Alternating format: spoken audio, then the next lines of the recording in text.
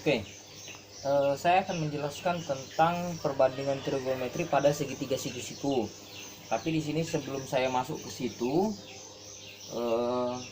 kalian harus tahu dulu sebelum di perbandingan itu kan, kalau segitiga siku-siku kita kenal ada namanya rumus Pitagoras. Nah, sebelum masuk ke perbandingan trigonometri itu harus tahu dulu teorem Pitagoras. Kenapa? Karena beberapa soal di perbandingan trigonometri itu ada beberapa sisi yang tidak diketahui. Misalnya diketahui sisi miring tetapi sisi tegak atau sisi datarnya belum diketahui, sehingga untuk mencari nilai sisi tegak, sisi depan atau sisi miring itu harus menggunakan aturan Pitagoras. Nah, misalnya gini, saya buat ini, anggap segitiga siku-siku. Ini biasanya kita anggap sebagai Y karena sisi tegak, ini X sisi datarnya, ini R-nya.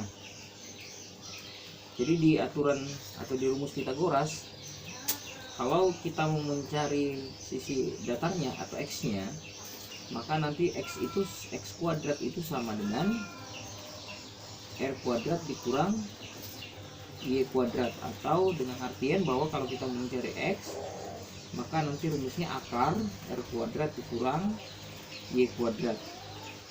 Kalau kita mau cari sisi tegak, berarti Y kuadrat sama dengan R kuadrat dikurang X kuadrat, atau Y sama dengan akar R kuadrat dikurang X kuadrat. Kemudian yang terakhir sisi miringnya, R kuadrat itu sama dengan X kuadrat ditambah Y kuadrat, sehingga nanti R-nya sama dengan akar X kuadrat ditambah Y kuadrat. Ini aturan-aturan rumus Pitagoras. Jadi kalau lihat, saya kalau mau cari X, Y, dan R, ini rumusnya ada 3 nih. Nah, terus kita masuk ke perbandingan.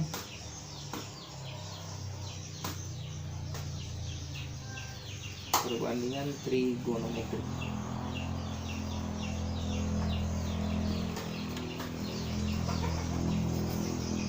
Pada segitiga siku-siku. Ini segitiga siku-sikunya. Dia siku-siku di sini, dan misal saya anggap di sini sudutnya sudut alfa.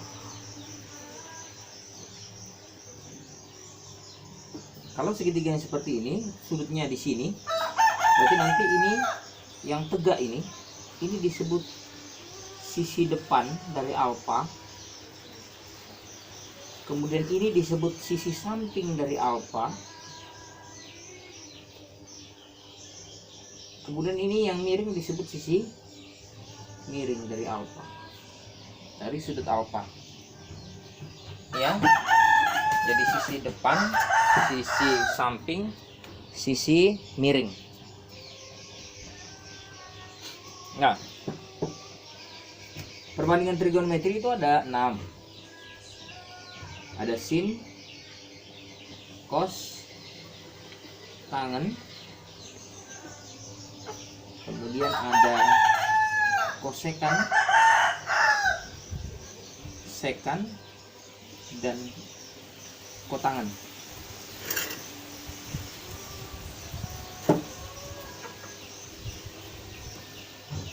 Untuk sin, jadi kalau misalnya ditanya sin alfa, sin itu rumusnya depan, sisi depan dibagi sisi miring, atau biasa disingkat dengan depan dibagi miring, demi. Untuk cos, kalau dia bilang cos alfa, berarti nanti kalau cos itu samping miring, saya singkat aja ya, samping miring. Untuk tangen itu kan kalau di matematika tangen itu sama dengan sin per cos.